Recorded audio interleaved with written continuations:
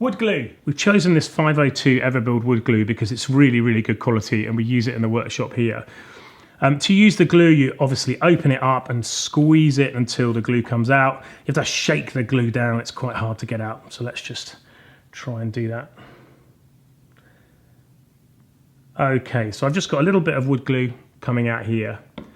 Now, the general idea with wood glue is you put a layer only on one side, and it's important that you can still see through the wood glue after you've put it on. Otherwise, there'll be too much glue on there. So you see I spread this out, it's nice and thick, this glue, but you can see I can still see the grain of the wood through the glue.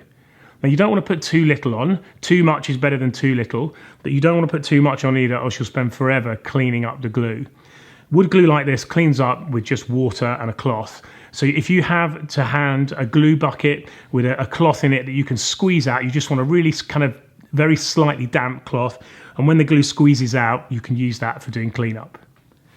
So to stick these two pieces of wood together here, you just put one to the other, and then you need something to hold this in position. If you rub them back and forward a couple of times, it creates suction between the two pieces of wood, and that should hold them whilst you get your clamps in place. So we can use one of our mini clamps here, clamp this piece of wood together, squeeze the handle. Same on this one, squeeze, squeeze, squeeze.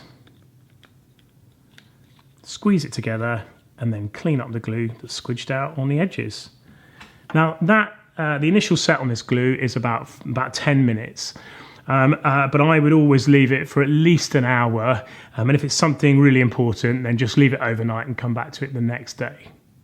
That's how to use wood glue.